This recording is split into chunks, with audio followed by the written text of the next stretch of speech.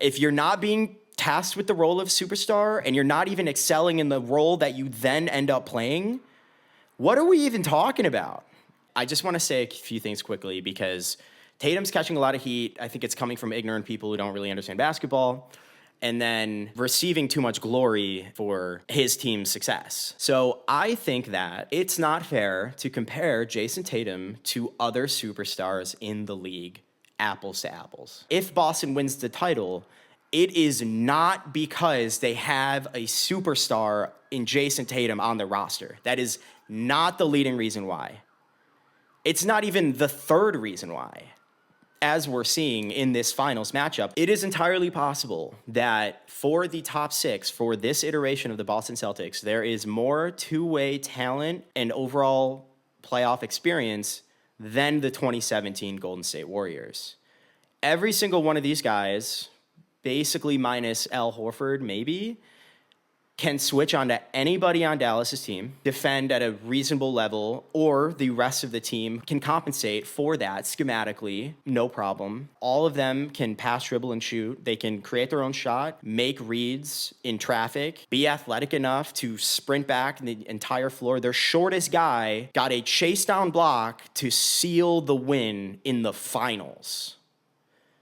So I just say that to say, number one, the team itself is incredibly dominant without Jason Tatum. The Celtics without Jason Tatum tie the Cleveland Cavaliers for fourth place in the Eastern Conference this year. Like, I'm not kidding. I truly think that that is a reality. Jaylen Brown is proving to be a top 12 player after this finals run. I'm telling you right now. Which actually, might I remind you, this is really their only full quality opponent this entire postseason for a potential 7-game series after being one of the most dominant teams we've ever seen. And they have the easiest path to the finals most of this generation has ever seen, I think. He isn't tasked with the responsibility or level of pressure that a typical superstar would be because there's so much talent, again, on both sides of the ball. Both sides of the ball.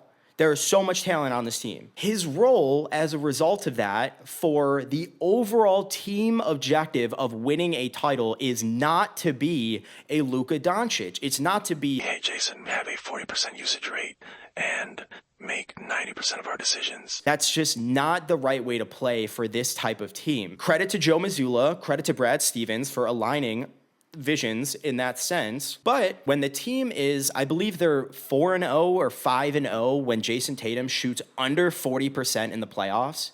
If your superstar is performing that poorly and you're still winning, I don't know if we can call him a superstar. I think that's just math. Like that should be like an objective thing here. That leads us to point C, which is even within his limited role, again, reduced from the regular season, he is categorically underperforming offensively. I think that's fair to spotlight. Granted, it is incredible what he is impacting and what sort of value he is presenting outside of the box score, outside of the offensive production numbers, but it's unfortunately going to get to a point where it's just that simple. If you are performing that poorly offensively, it's really, really hard to argue that you are driving and delivering that much value otherwise, that you are indeed a superstar. If you're not being tasked with the role of superstar and you're not even excelling in the role that you then end up playing, what are we even talking about?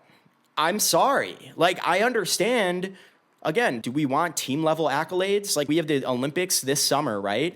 Are we just gonna give everybody iso ball until we all just get enough shots that we all feel happy with each other? No.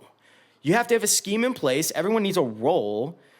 It's just how it is, unfortunately. And so congratulations and respect to Jason Tatum for buying into a system, knowing that he was going to get flamed for it. He knew he was going to have to defer a little bit more offensively, do the dirty work that wasn't going to show up in the box score, accolades and props and everything else that's incredible. But we can't pretend like that compensates for the fact that he does not carry as much responsibility, isn't under as much pressure to deliver and execute as your Lukas, your Jokic's, your Embiid's, all of your other superstars, and I'm sorry. And the team level decision making and schematics, that's not his fault. But the fact that he is struggling even in a limited capacity indicates to me it is justifiable to at least present or postulate the question of how effective could Jason Tatum be in his own team here? I know it shouldn't be that simple, but it's just like back with Golden State in their golden age of the Golden State Empire when they were running the whole league, right? In the Bay, it was like, oh, Steph's better than LeBron now. Like, he's like the best offensive player. He's got to be the best player.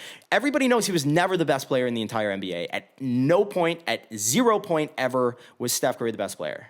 Ever. And you know why a lot of the public consciousness felt that way? It's because his team was unbelievable, especially after 2016 when they got KD. And that is also why KD gets laughed at.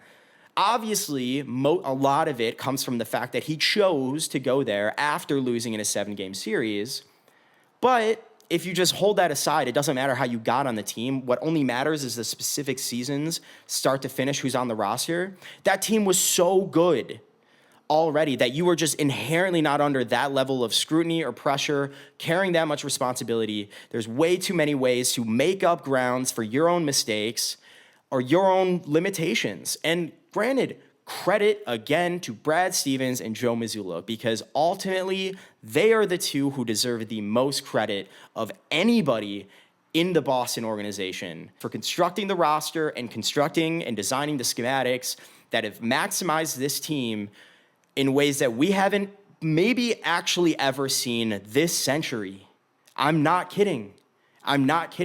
The level of two-way dominance from a schematic and talent levels perspective is unbelievable.